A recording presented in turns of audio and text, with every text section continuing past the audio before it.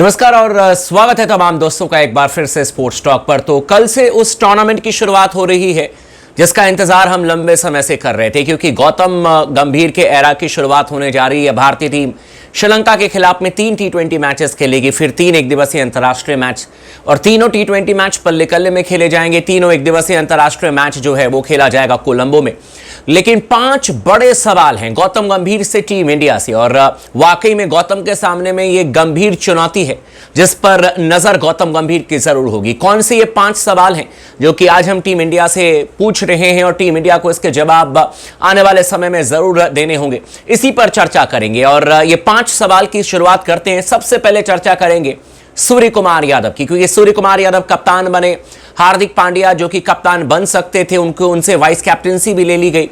तो सबसे बड़ा सवाल तो यही है कि हार्दिक पांड्या और सूर्य कुमार यादव क्या एक साथ जेल हो पाएंगे, और अगर जेल हो जाते हैं तो दूसरी चीज पर नजर लगा करके रखनी होगी कि Surya Kumar Yadav as a captain क्या अपनी बैटिंग में उसी तरीके से धार दिखा पाएंगे जिस तरीके से अब तक हमने T20 फॉर्मेट में सूर्य कुमार यादव को खेलते हुए देखा है।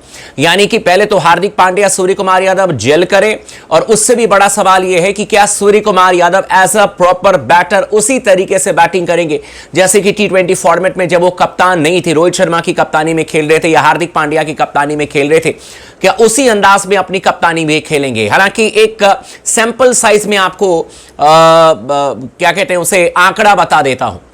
7 मैचेस में अब तक सूर्य कुमार यादव ने कप्तानी की है, और सूर्य कुमार यादव ने 7 मैचेस में जो कप्तानी की उसमें उनके बैटिंग एवरेज भी शानदार है और स्ट्राइक रेट 170 के आसपास है, जो कि लगभग उनके करियर के स्ट्राइक रेट से मैच करता है। यानी कि जो सैंपल साइज है, एक बहुत ही सैंपल साइज आप कहते हैं ना कि छोटा सा एक आंकड़ा जो है, उसके हिसाब से तो Surya Kumar Yadav as a captain जो है उसी अंदाज में बैटिंग करते हुए नजर आए हैं जिस तरीके से उन्होंने अब तक T20 करियर में बल्लेबाजी की है। तो ये एक अच्छी बात है। लेकिन क्या अब जो लॉन्ग टर्म के लिए कप्तान बनाए गए हैं वो क्या वाकई में अपने आप को प्रूफ कर पाएंगे? बल्लेबाज बहुत खतरनाक है, सबको पता है, लेकिन क्या बैट्समैन भी उसी तरीके से खतरनाक रह पाएंगे? सूर्य कुमार यादव भारतीय टीम के लिए बहुत इंपॉर्टेंट है। दूसरी बात पर नजर डालते हैं, शुभमन गिल का क्या अप्रोच होगा? आपके ना तो विराट कोहली है, ना तो आपके पास में अब रोहित शर्मा है, और दोनों ही फायरी शुरुआत देते हैं भारतीय टीम को और देते रहे हैं।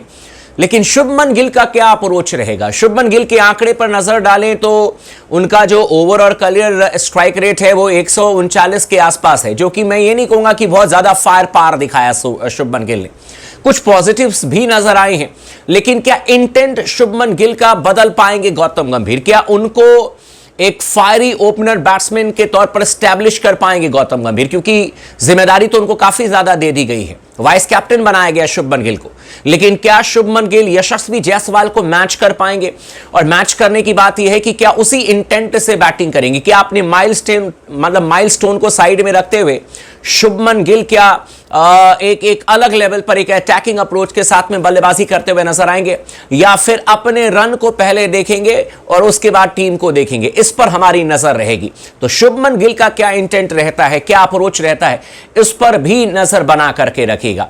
तीसरी चीज यह है जो कि आप सबने ऑब्जर्व किया होगा कि हमारे बल्लेबाज कोई गेंदबाजी नहीं करते हैं, और कई बार हमने इसके बारे में सवाल भी उठाया कि जब आपके बल्लेबाज गेंदबाजी नहीं करेंगे तो आप शॉर्ट हो जाएंगे, आपको जबरदस्ती एक्स्ट्रा गेंदबाज खिलाने की नौबत आ जाती है।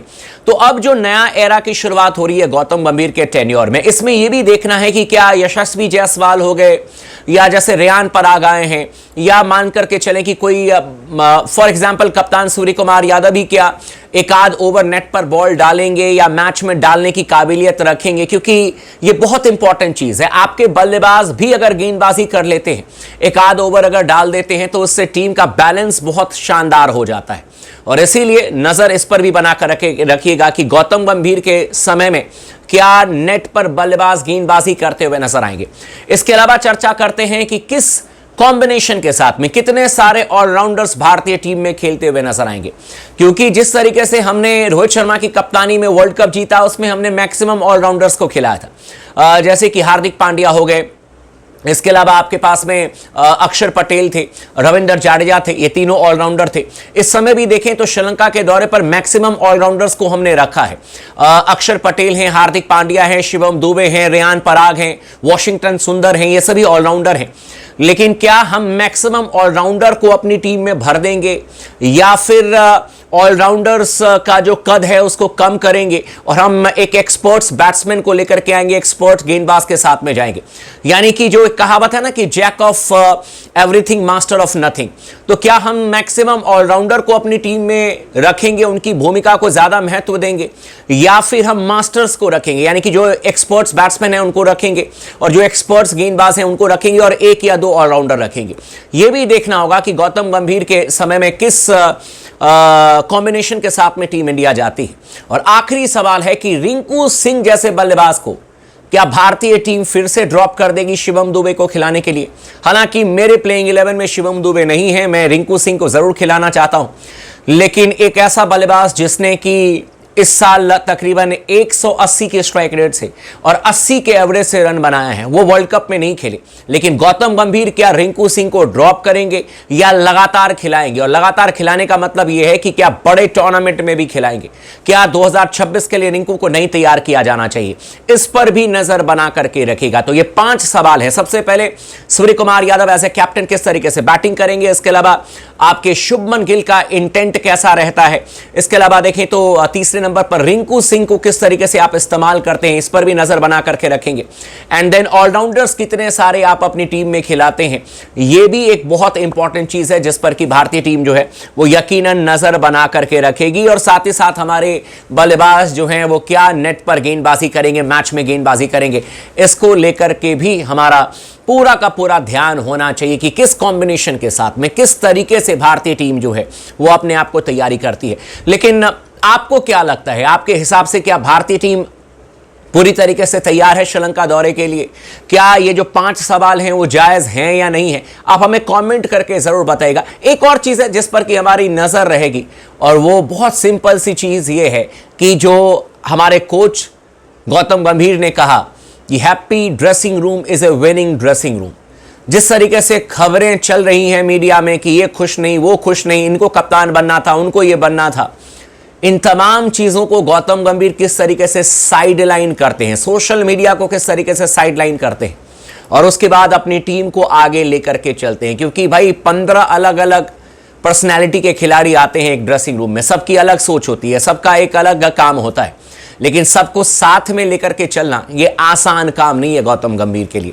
तो ये बहुत बड़ा चैलेंज है, लेकिन मुझे लगता है कि जरूर गौतम गंभीर बेहतर करेंगे, भारतीय टीम यहां से और आगे आएगी। और एक चीज जो कि गौतम गंभीर की बहुत पसंद आई, जो उन्होंने जम करके तारीफ की पिछले हेड कोच की और टीम की, उन्होंने कमाल का काम किया है। ये दिखाता है कि आप दूसरों की जब तारीफ करते हैं इसका मतलब ये है कि आपके अंदर में आगे बढ़ने की क्षमता है। और मुझे लगता है कि गौतम गंभीर के टेन्योर में भारतीय टीम दिन दुगुना रात चौगुना बढ़ेगी और इसकी शुरुआत कल से होने जा रही है। आपका क्या कहना, आप हमें कमेंट करके जरूर बताइएगा।